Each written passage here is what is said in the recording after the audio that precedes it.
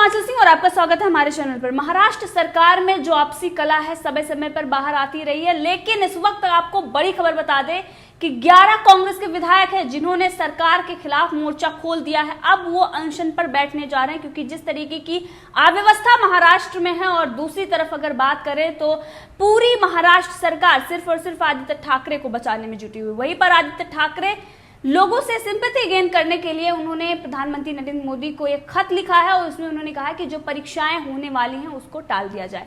इसी विषय पर चर्चा के लिए हमारे साथ है राजनीतिक विश्लेषक पवन त्यागी। सर, आपका बहुत बहुत स्वागत है हमारे चैनल पर। सर, एक तरफ देखें महाराष्ट्र में तो सुशांत सिंह राजपूत मामले को लेकर काफी दिन से बयानबाजी कर रही है। जो अव्यवस्था महाराष्ट्र में है सरकार उस पर ध्यान नहीं दे रही है और इसी के चलते 11 विधायक, क्योंकि अगर देखें तो सरकार आने वाले दिनों में गिर रही है और इसी वजह से विधायक जो है उनके वो नाराज चल रहे हैं, क्योंकि कोई भी विधायक ये नहीं चाहेगा कि अगर वो सत्ता में नहीं रहेंगे तो उनका आखिर क्या होगा। और इसीलिए अब वो कहीं ना कहीं जो सरकार चल रही है उसका जो भविष्य है उसको देखते हुए उन्होंने मोर्चा खोल दिया है। क्या कहेंगे आप इस पर? देखिए, ये बिल्कुल ठीक उसी तरह का कांग्रेसी ड्रामा है जैसा राजस्थान में हुआ था।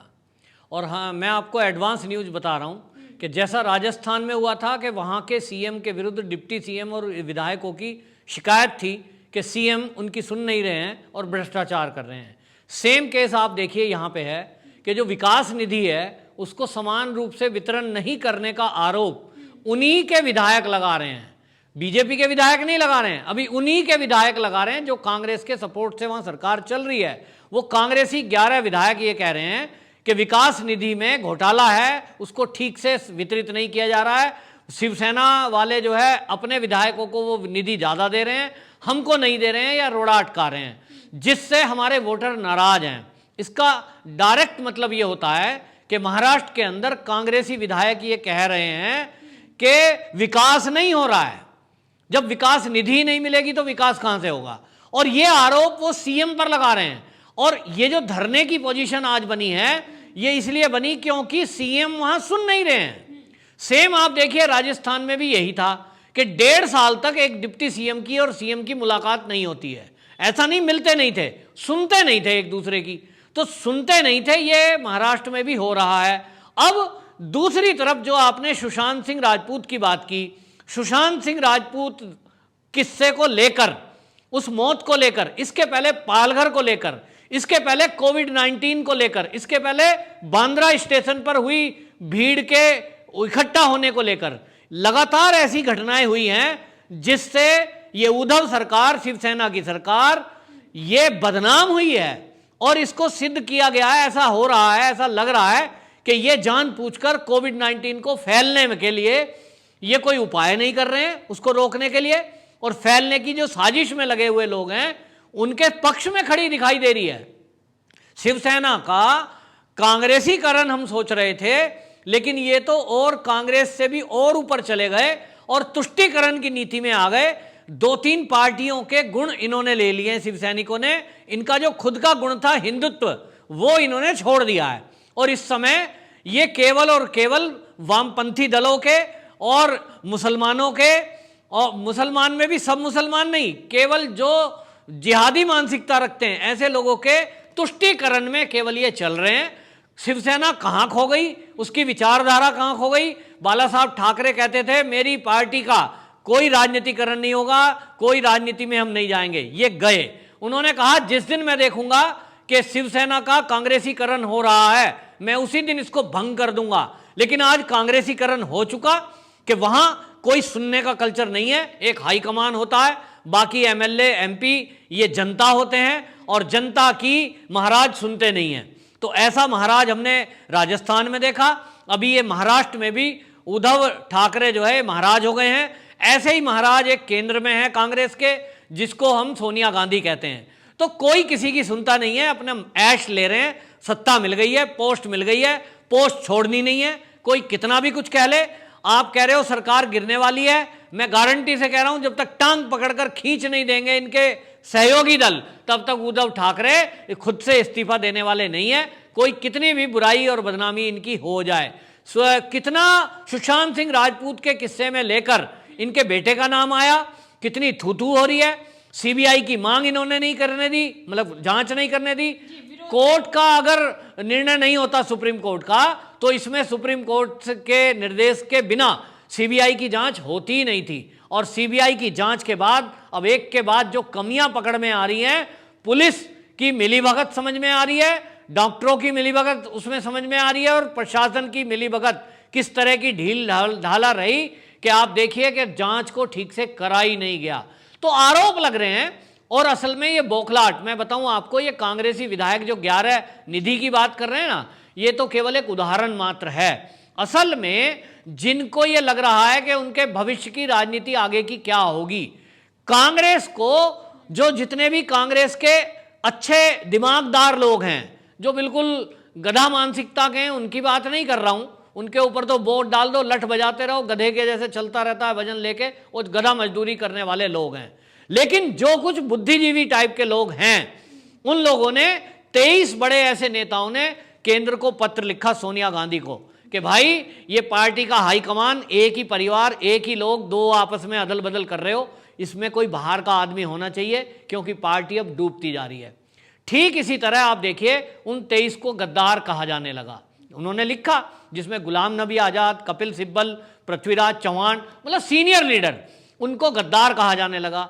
ठीक राजस्थान में आप देखिए, जिन लोगों ने सीएम के खिलाफ शिकायत की और आवाज उठाई, ऐसे सचिन पायलट जैसे अच्छे युवा चेहरे को वो कहने लगे गद्दार है।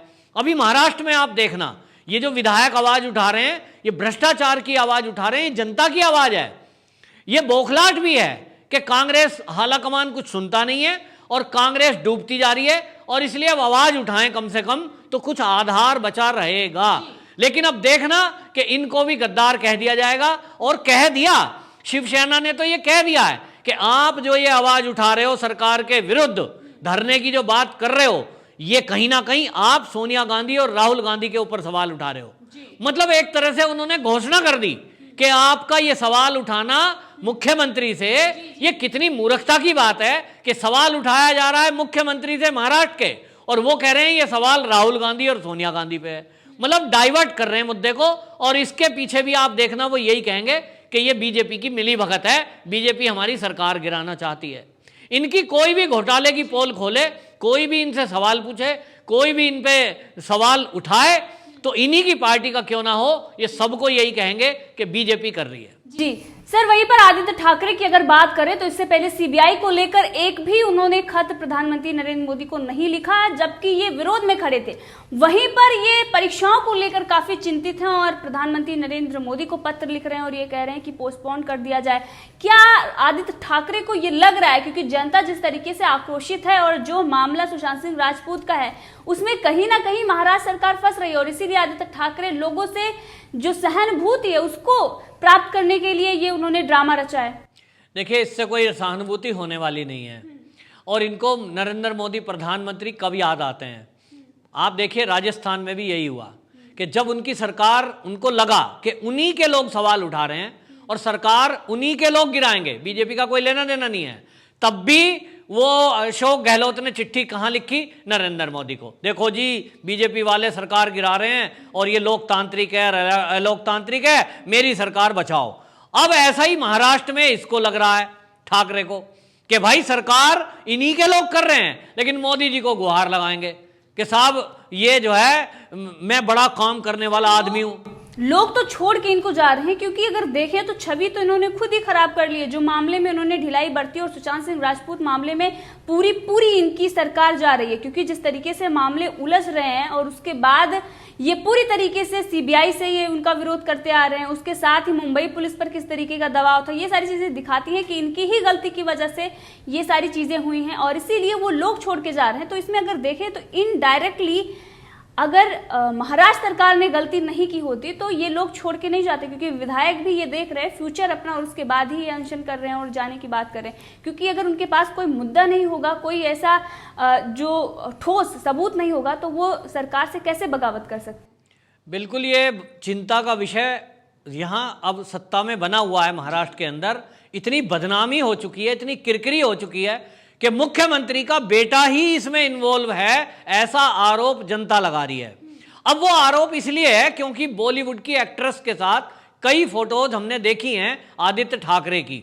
उनके आने के बाद ये लग रहा है कि कहीं ना कहीं रिया चक्रवर्ती से भी कोई ना कोई नाता है, और उसकी मैनेजर की जो हत्या हुई है उसके बारे में भी कहा जा रहा है कि वो आत्महत्या नहीं, वो हत्या है, वहां उसके साथ रेप की कोशिश हुई। अब उसका खुलासा होना बाकी है। जब सीबीआई जांच कर रही है और आदित्य ठाकरे पर ये आरोप लग रहे हैं, तो इसमें आदित्य ठाकरे खुद आगे आकर और सीबीआई के पास जाने का प्लान बना रहे थे, लेकिन वो बात लीक हो गई क्योंकि वो जनता की सहानुभूति लेने के लिए ऐसा करना चाहते थे। लेकिन अब वो मौन है, करें तो करे क्या।